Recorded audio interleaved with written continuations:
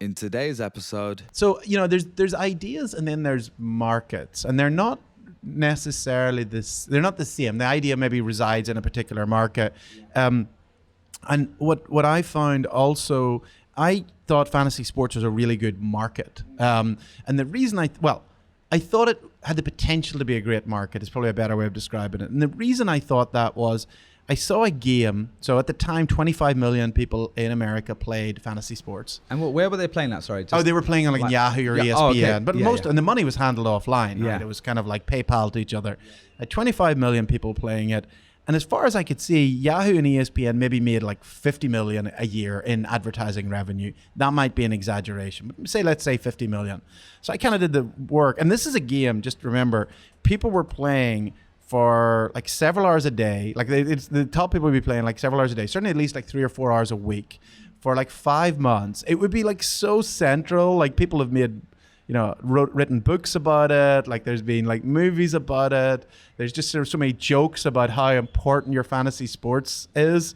And I was like, this is ridiculous. This is like less than $2 per player per year. I've never seen a product where people were so passionate and engaged. Okay. That's a And great then point. there was only and the operators were only making $2 a year. That doesn't make any sense to me.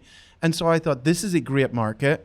And so we were like, we want to operate in this market because we think that if we could build a product that is this engaging, we could make a lot more money from it. People would pay a lot more. So that was the thing. And then the idea of the product was necessarily was sort of vague because we didn't really know what we were doing, and we didn't have that expertise. But we sort of said this is a good market, and we think this is a good idea as a product. But we had to be pretty open to, like, when a user comes back and says that's a terrible idea, try this idea. We had to be open to say let's try that. That's a great point, and we're going to come back to. I love that you just said about the $2, and like that's where your idea on a piece of paper met your logic, and especially the math. I can tell just even talking to you over email and hearing your pitch about what you're doing now. Like there's a math brain clearly in there, but you don't have to be a genius math person to do this. That's kind of my point is, but the logic has to be applied. And I think what you've done there is say, okay, there's something people love.